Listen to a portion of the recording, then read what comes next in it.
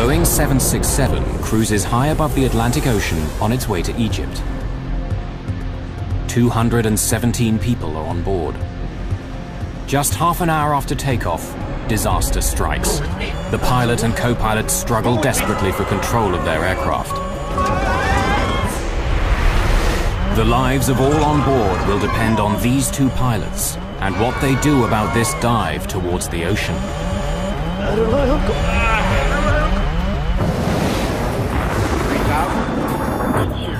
We're not getting any oxygen. We have the terrain alarm. Aero crew 603. We are in an emergency.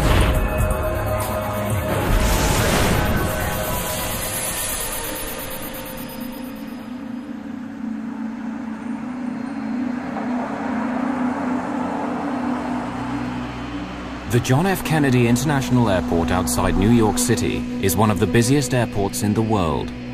In 1999, nearly 32 million passengers fly in and out. More than 340,000 flights take off and land. EgyptAir Flight 990 is destined to be one of the most controversial ever to leave this airport. The fate of this flight challenges the strength of an international friendship between two allies and uncovers a hidden mechanical flaw in one of the world's most popular airliners. The FBI will become involved. We reviewed surveillance tapes to indicate whether or not anything unusual was loaded on that plane. Investigators in two countries developed two different theories. Was this a tragic accident or a terrible crime?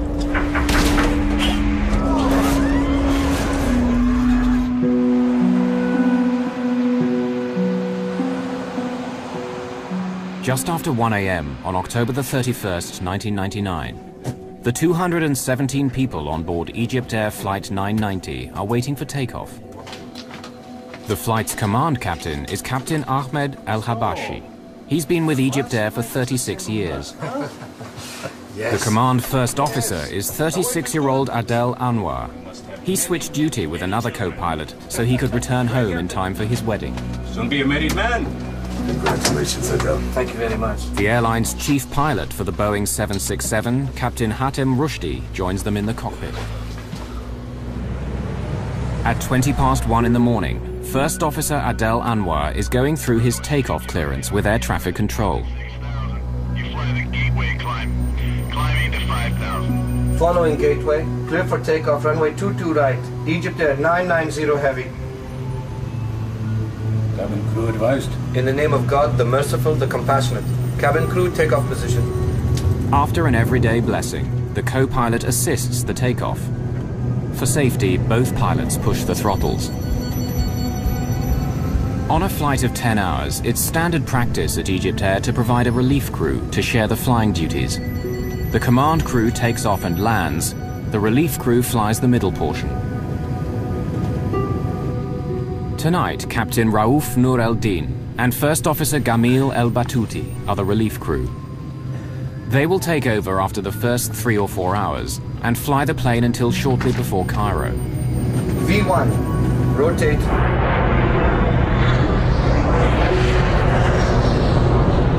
Positive rate of climb, both sides. 1,000. EgyptAir 990 heavy. Contact. Departure now. 125.7. 1257. Bye. A large number of passengers are senior citizens from the United States, looking forward to touring the wonders of ancient Egypt.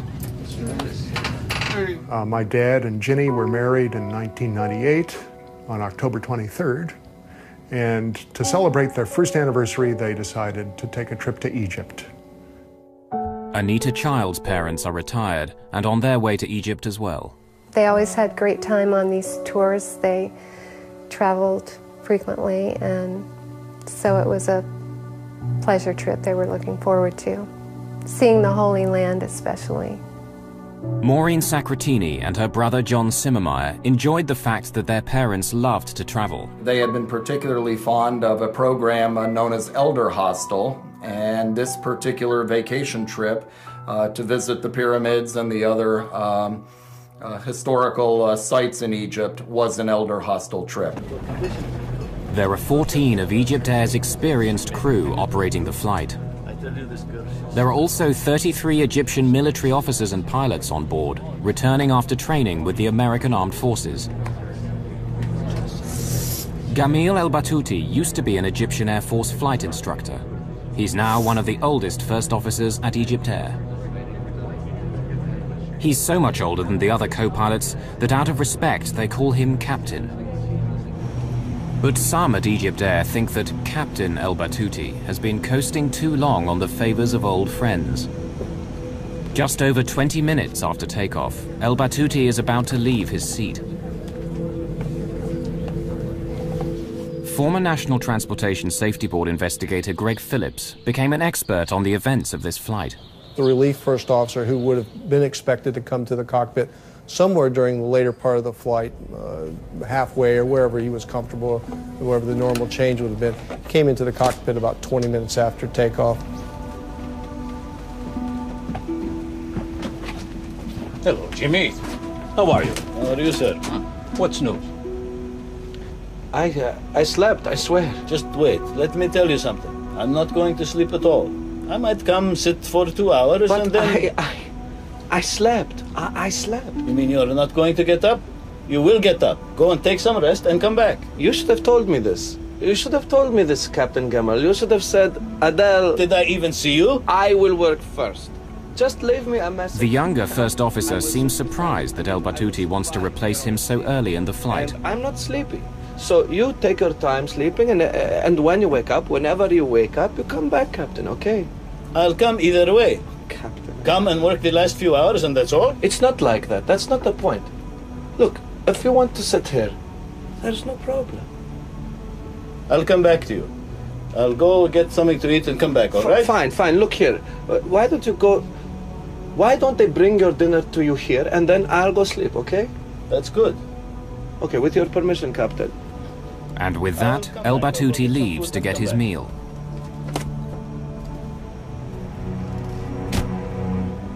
Do you see how he does whatever he pleases? Do you know where that is? Captain El-Habashi senses his first officer's resentment and tries to smooth over the situation.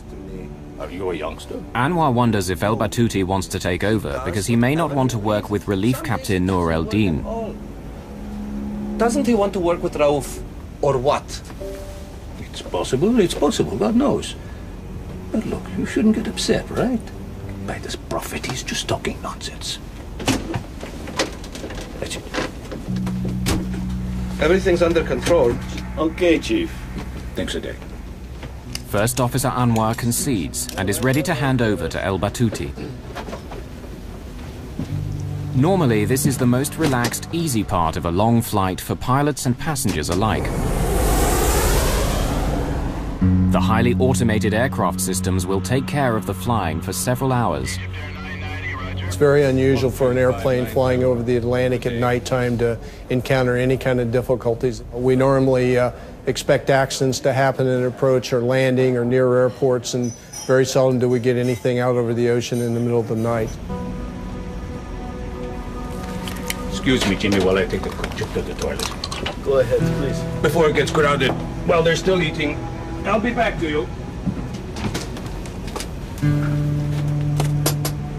Before the captain returns, disaster will strike EgyptAir Flight 990. The fate of everyone on board will be in the hands of the co-pilot, the man who shouldn't be here in the first place.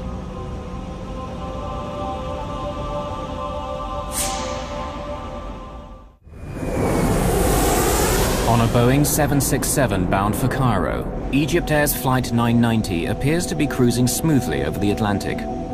The relief first officer Gamil El-Batouti is alone in the cockpit, while the captain has gone to the washroom. But then the plane dips, plunging down. The nose pitches down, creating zero-G, weightlessness, throughout the aircraft. This airplane basically started at 1G, which is what we'd expect for level cruise flight. As you push the nose down, as if you would be cresting the top of a hill in a car at a high speed that drops away, you'd feel the airplane fall away from you, and you would start to feel a little light in the seat, and as the dive progressed, you would feel a little bit lighter yet. I rely on God. Whatever the first officer is intending, he says nothing except this phrase again and again. Captain El-Habashi fights the disorientation of zero gravity, desperately trying to return to the cockpit.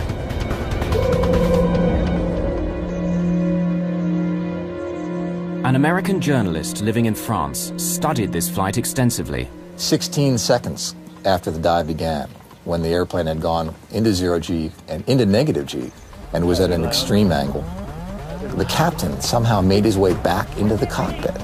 How he did that physically, I will never know.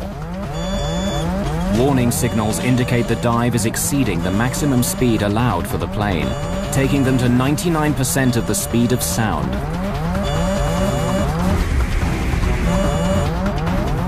This far past the plane's design limits, the stresses on the airframe are pulling it apart. What's happening? Captain El-Habashi pulls back hard on his control column.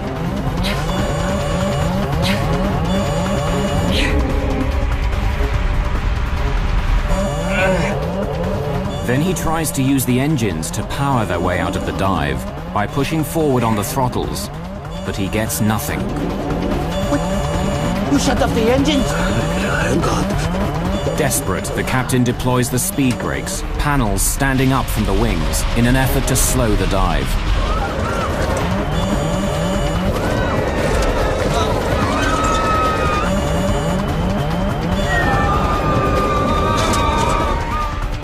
The dive is slowing, back from the brink of the sound barrier. The dive goes on, but the nose is coming up. In just seconds, they go from 0 G to double the force of gravity. Captain El-Habashi struggles to level the plane and pulls back hard on the control column. The 767's dive begins to slow. Who would be? You shut off the engine, Paul! In seconds, the engines stop and the power goes off, plunging the aircraft into darkness. Here, the cockpit voice recorder and the flight data recorder stop. No one knows what happened in the plane during the next 2 minutes, but radar tracks its path. The plane is climbing again. Up from about 5,000 meters to over 7,500 meters as the aircraft structure is weakened by the stresses of abnormal speeds and maneuvers. Then the aircraft falls into another terrifying dive. Stressed beyond endurance, the left engine is ripped from the plane.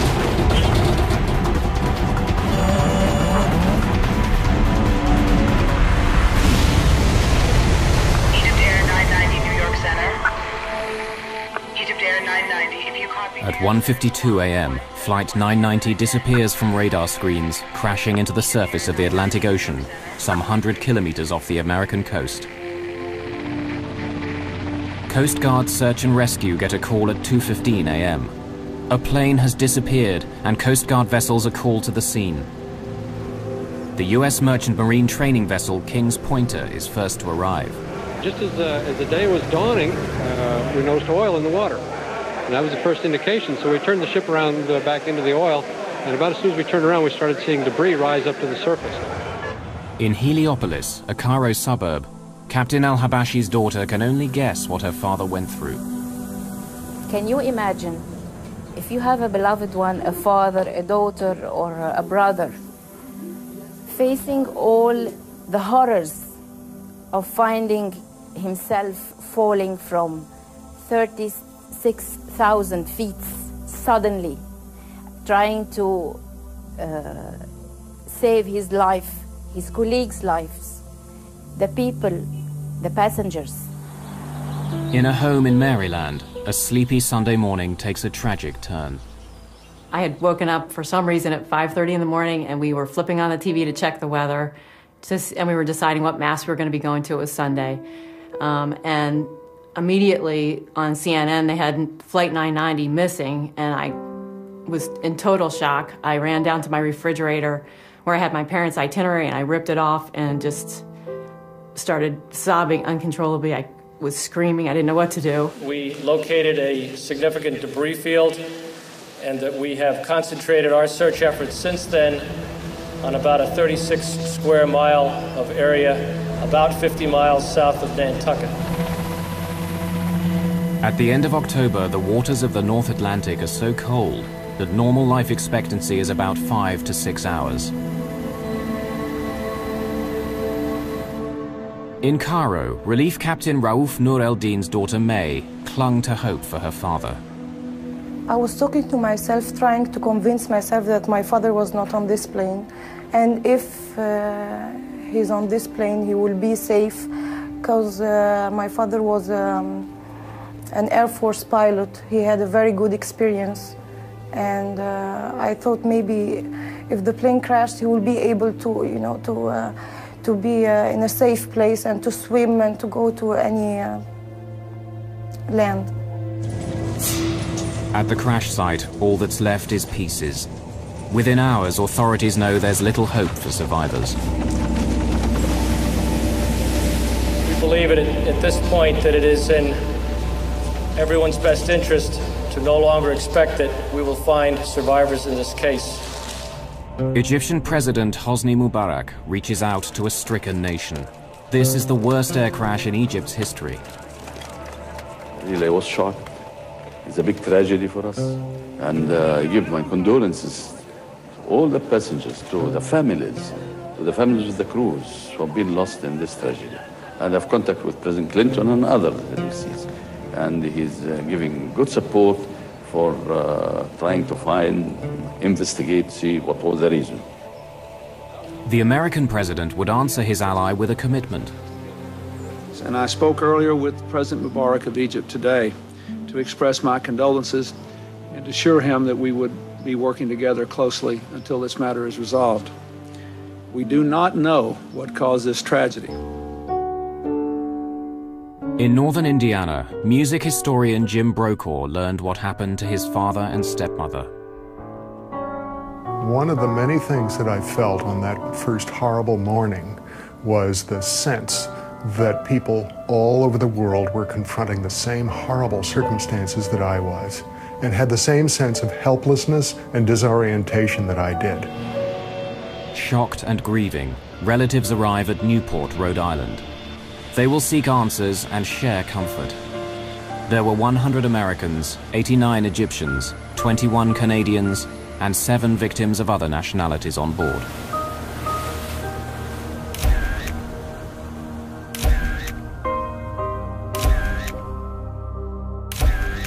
They're all asking, what caused this tragedy? Teams of investigators will pursue that question for years to come. We are beginning what may be a long investigation, and we are prepared to do what it takes to find the answers to the questions we are seeking. In Washington, Greg Phillips from the National Transportation Safety Board leads the investigation into this crash. From the very beginning, we realized it was a very difficult case. The airplane was in cruise, nighttime, out over the ocean, and when it went into the ocean, there was just a little bit of floating debris, but we had to recover the airplane from the bottom of the ocean to begin the investigation. The job of finding the black boxes would be difficult. The water is about 70 meters deep, and the tremendous force of the crash has smashed the locator beacons off the boxes. In this case, both the underwater locators, which are called pingers, which help us locate the boxes underwater, were detached. So we had an extra difficult job in trying to find the actual boxes where the recording material was contained. 9 days after the crash, the US Navy's unmanned submarine Deep Drone recovers the first of the 2 black boxes, the flight data recorder, which stores information about what the aircraft and its systems were doing. 4 days later, the second black box, the cockpit voice recorder, lands on the deck and is carefully transported to the NTSB laboratories. The cockpit voice recorder captures all sounds in the cockpit for the last 30 minutes of the flight.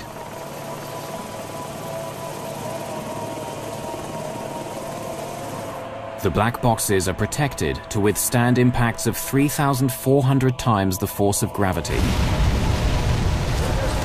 The recovery of the cockpit voice recorder provided a gripping and bewildering picture of the last minutes of a disaster. Here, investigators hope, is the key to unlock the mystery of Flight 990. Translating the Arabic spoken in the cockpit is a top priority at NTSB headquarters. The cockpit voice recorder was good quality. It was easily usable and translatable by the investigation team. The cockpit voice recorder is always just a piece of the investigation that fits many other pieces of a puzzle. It goes along with flight data, recorded data, examination of the wreckage, and all the other aspects of the investigation. On major investigations like the crash of EgyptAir 990, the NTSB works routinely with the FBI. The physical evidence has to be managed in case it's needed in court. Former FBI Assistant Director Lou Shaliro is a veteran investigator and no stranger to air crashes. By the time EgyptAir occurred, we were fairly adept at looking at airline disasters, particularly with the view of developing whether or not a terrorist incident or a criminal act had occurred. The FBI checked for evidence of bombs, terrorists, or terrorist targets on the flight. Trying to determine luggage against the passenger list and whether or not there was anything unusual in the manifest, whether or not the people that loaded the plane could recall anything that would have caused them concern. We reviewed surveillance tapes to indicate whether or not anything unusual was loaded on that plane. We had no evidence at all of any explosive device on board EgyptAir that night. At the NTSB, American investigators found no fault in the aircraft from studying the flight data recorder. But Egypt's members of the investigation team insisted that not all the evidence was in. Much of the wreckage was still in storage on Rhode Island. They hope the cause of the crash can be found here. Egypt's representatives search for any possible mechanical cause for the crash. While they search, other theories are pursued. A study into the causes of airline crashes published in January 2001 points to pilot error as the cause of 1/3 of these accidents. It also finds a strong connection between bad weather and pilot error. But the crash of EgyptAir 990 occurred in clear weather with veteran pilots. What happened in the cockpit would divide the investigation and fuel an international controversy. October 1999, EgyptAir Flight 990 crashes into the Atlantic Ocean, killing all 217 people on board. The investigation develops in two directions: fault in the airplane and pilot action. Rumors swirl about what or who may have caused this terrible crash. One of the key questions: why was the relief first officer in the cockpit hours earlier than expected? He was supposed to replace Adel Anwar much later in the flight. But in Cairo, Adel Anwar's older brother Tarak has no problem with Adel being replaced in the cockpit. Suppose I am with one of my friends and we are traveling in a car and he asks me if he can drive instead of me. Is this going to be a problem? For example, if Adel didn't get enough sleep and Captain Jamil told him, "Let me fly the plane instead of you and you go rest," there is no problem with that. When the actions in the cockpit are put together with the voices recorded, a timeline emerges that indicates a series of initially bewildering decisions. I'll be back to you. The timeline reveals that after Captain El Habashi leaves the cockpit, there's a series of sounds whose meaning can only be guessed at. Control it. And then the relief first officer disconnects the autopilot.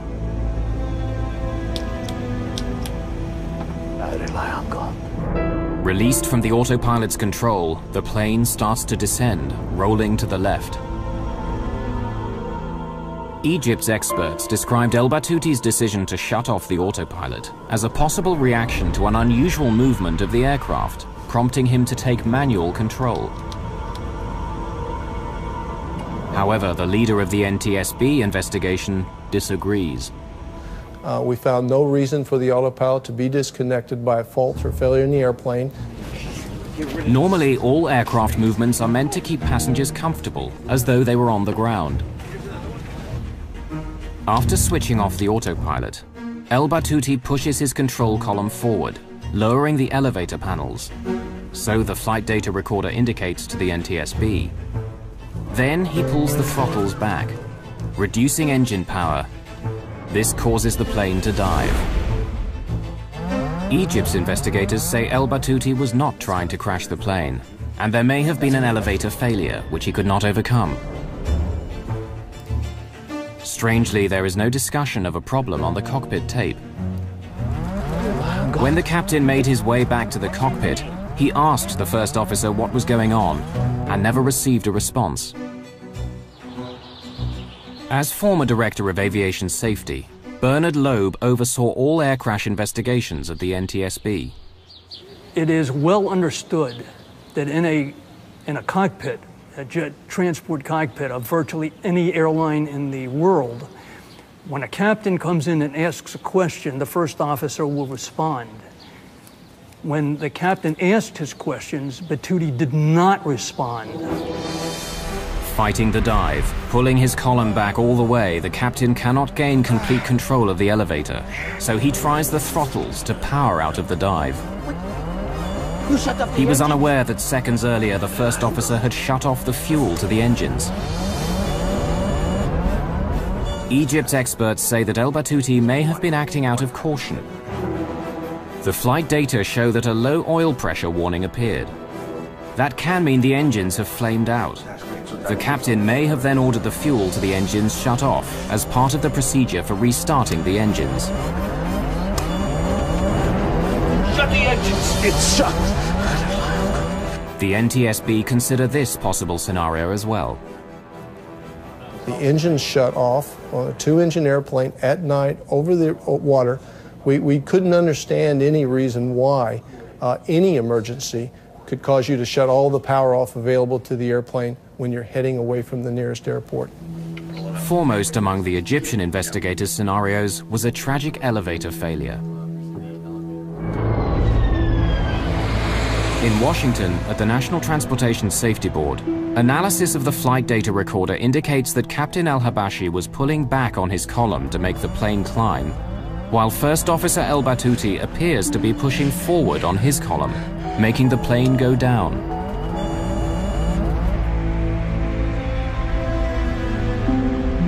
Elevators work simply.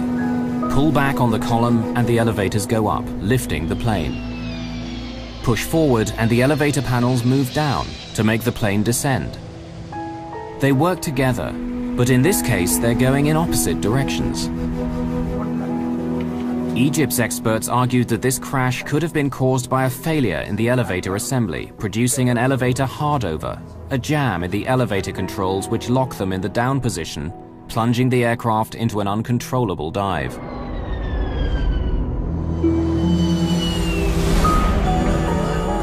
They stated that First Officer El Batouti was working to regain control of the elevators, and added that he and Captain El-Habashi were working together. If there had been an elevator failure, it could explain the First Officer's unusual performance in the cockpit. Supporting evidence is found when analyzing fragments of the wreckage in the hangar at Rhode Island. Here, investigators made a remarkable discovery: 3 unusually sheared rivets. These tiny parts play an important role in the Boeing 767 elevator assembly. Egypt's consulting experts determined that the scratches in the metal surfaces of these rivets showed that they were sheared off in 2 different directions. One direction could be attributed to the crash.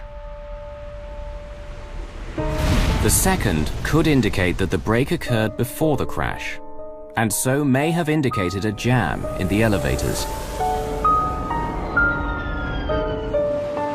Egypt's experts drew this to the attention of the Federal Aviation Administration, America's civil aviation regulator. Alarmed by the potential risks, the FAA ordered all bell crank rivets to be inspected on every Boeing 767 in operation around the world. The inspections uncovered 136 sheared rivets, and 34 aircraft were grounded until the fault was fixed. the FAA said the problem could result in loss of controllability of the airplane. Egypt's investigators had uncovered a credible-sounding scenario, that the sheared rivets in the elevator assembly of the Boeing 767 indicated a jam that could have caused an elevator hardover that the pilots could not overcome. NTSB investigator Greg Phillips disagreed. Those are by design for the Boeing 767. The controls can be split.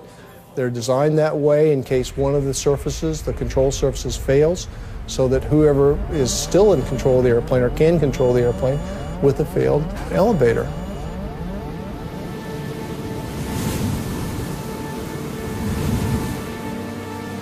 Before he became an investigative writer, William Langewiescher was a commercial airline pilot. Flight 990's maneuvers are programmed into a flight simulator in order for Langewiescher to test a pilot's reactions.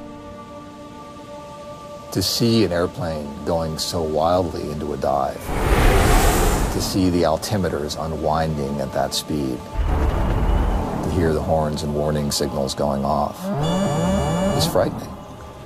Whatever the cause of the dive, Langewiescher tries a variety of responses to recover from it. Finally, they asked me to wait at the extreme 15 seconds.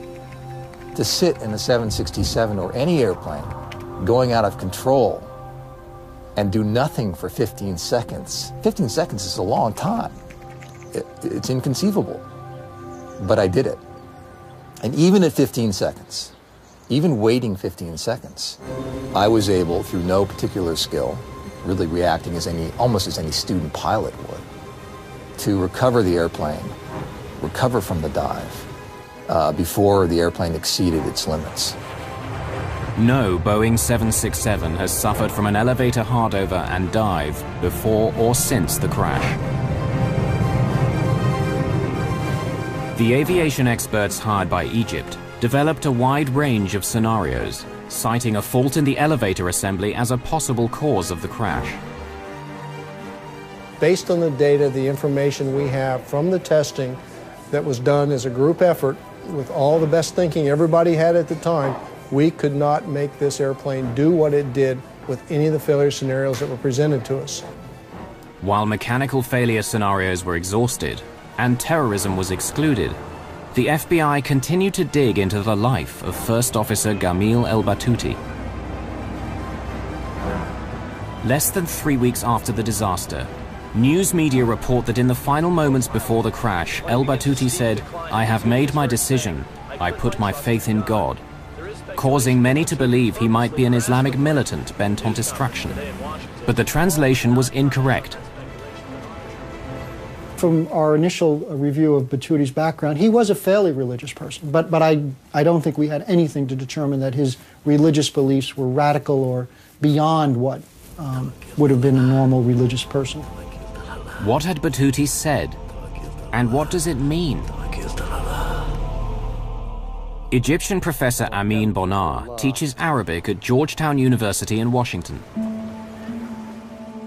Tawakkaltu means I depend, I rely, I trust, and Allah on, and Allah is God.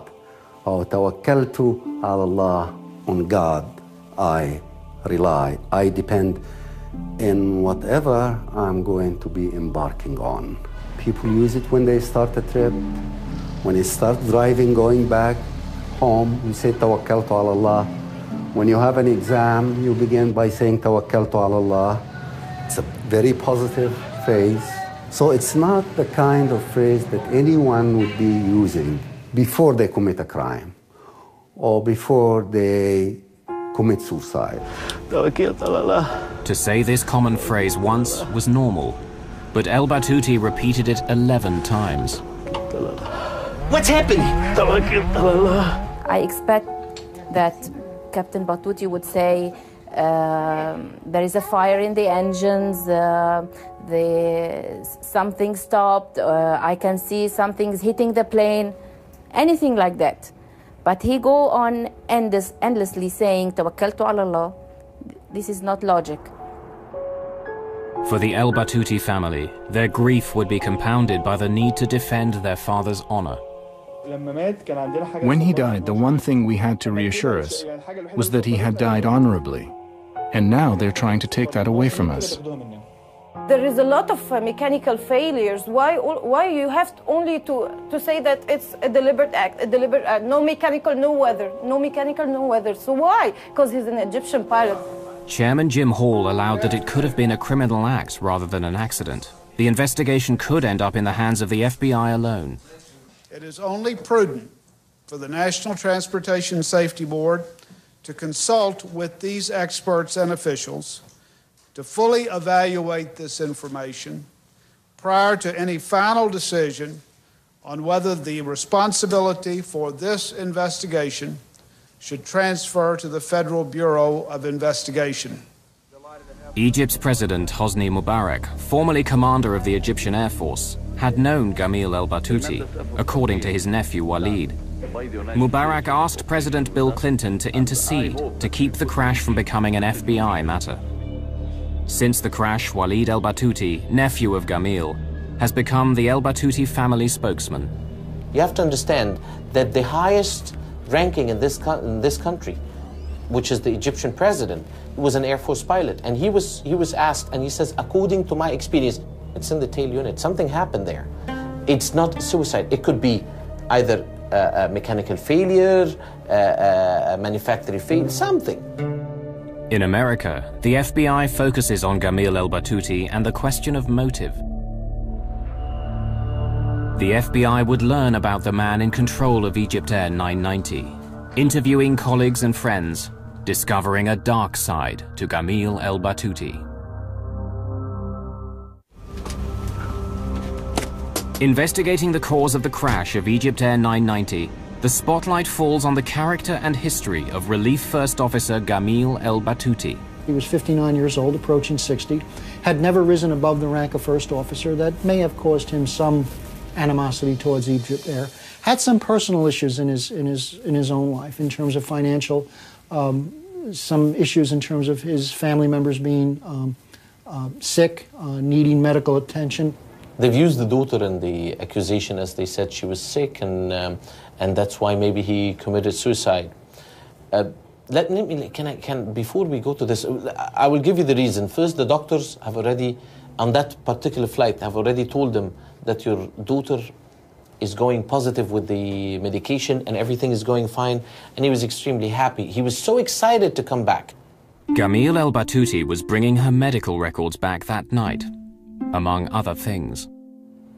Okay, he bought tires for his son, and an argument went on the phone between him and his son.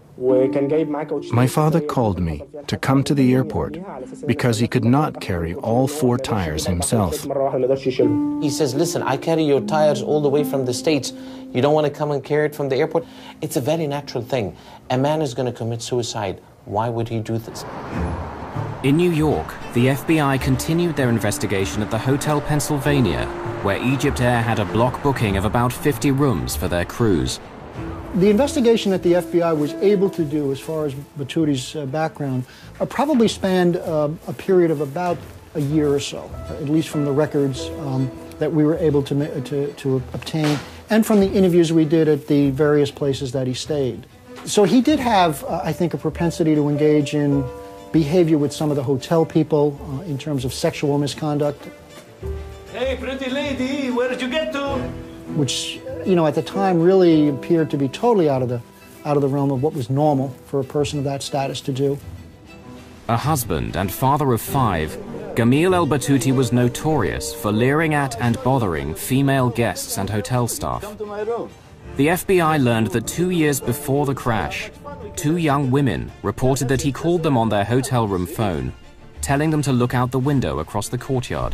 You have a good time too. When they did, they saw el-Batouti exposing himself and reported the incident to hotel security. His provocative behavior would continue.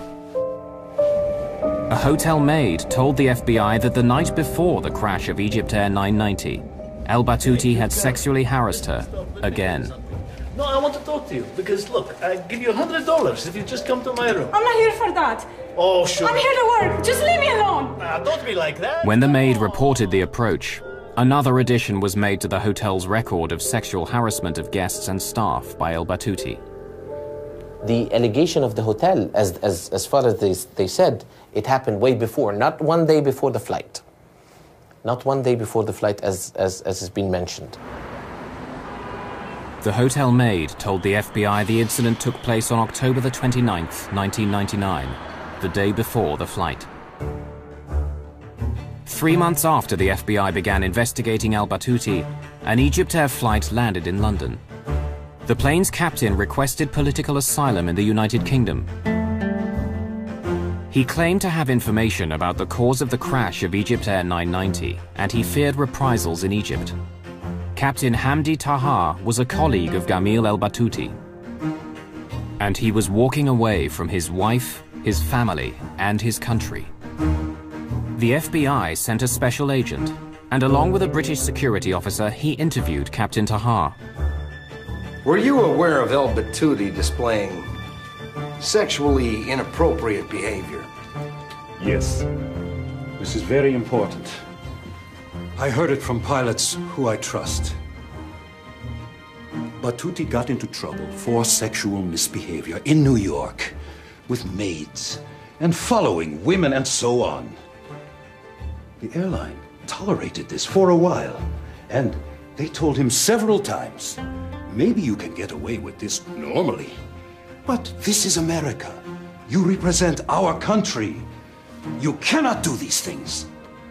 Captain Taha's information was second-hand, but his description of El Batouti meeting with the airline's chief pilot was intriguing. Khatem Rushdie went to see Batouti the night they took Flight 990. They had a meeting in the hotel. He told him that what he had done could not be covered up, and something had to be done. The flight back to Cairo from New York would be his last flight. We go back many years together. But this will be your last flight to the United States.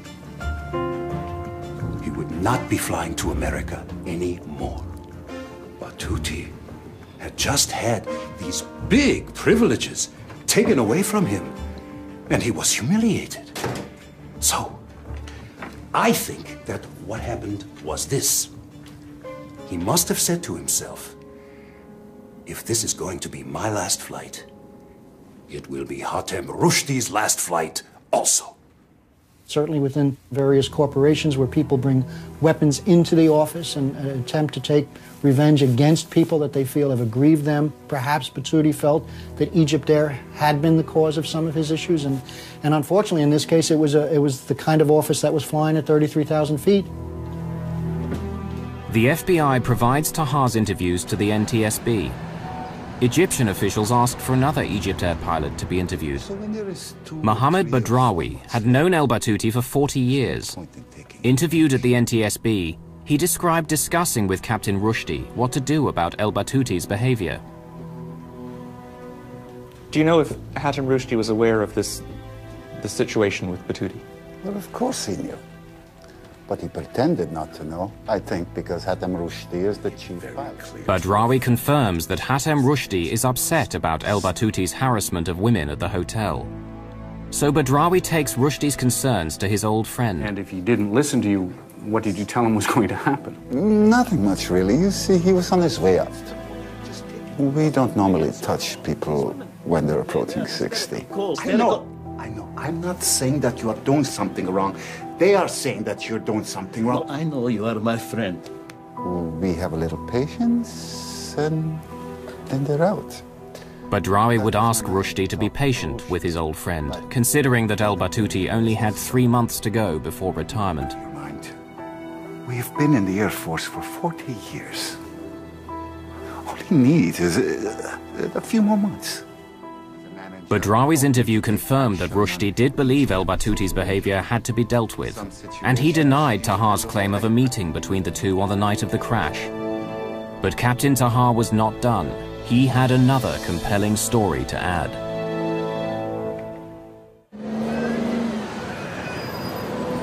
In London, an Egyptian pilot has requested political asylum and is offering an insider's view of the most controversial tragedy in the history of EgyptAir. Captain Tahar revealed to the FBI how EgyptAir briefed its pilots about the crash. When they had done the transcripts of the cockpit voice recorder, the EgyptAir Chief of Operations called all flight crew to a special meeting in Cairo and told us the facts. Just the facts. No commentary. No explanation of any technical problem. He did not say anything, but all we pilots realized that this was not an accident. And then he told us not to talk to anyone about it. Don't talk to your family. Don't talk on the phone. Don't talk to each other, he told us. All of us realized that Batuti had done this on purpose. For the American families involved, this was a case of 216 murders and 1 suicide. In Egypt, big, close, extended families combine with a strong religious faith to deny that Egyptians commit suicide. The story has many sides. It has to do with religion. It has to do with beliefs. It has to do with the culture. I think until today, still in the Egyptian culture, people don't believe that Muslims or that Egyptians or that people coming from that culture commit suicide. Cultural differences were not the only impediments to this investigation. One of the difficulties that we did have was that when we went over to Egypt and attempted to really get into his background, it became a very sensitive issue for the Egyptian government.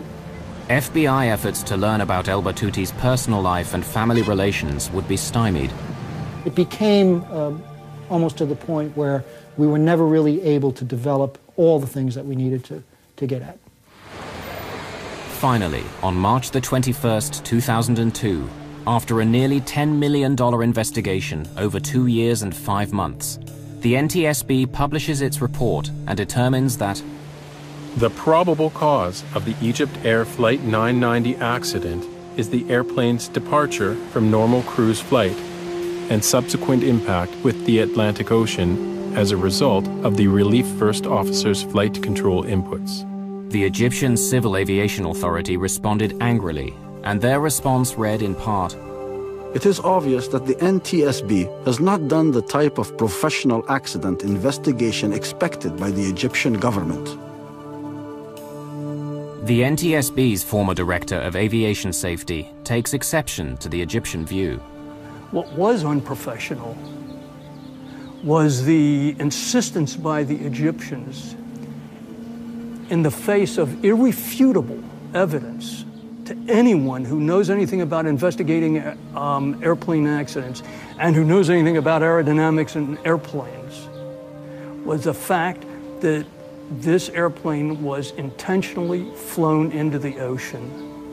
No scenario that the Egyptians came up with, or that we came up with, in which there were some sort of mechanical failure in the elevator control system would either match the flight profile or was a situation in which the airplane was not recoverable. Like many of his countrymen, the loyal nephew cannot believe his uncle Gamil was a mass murderer. This is a simple plane crash. It was put and made like this for no reason. It shows that it's a cover-up. Greg Phillips takes pride in having thoroughly investigated every lead and every scenario.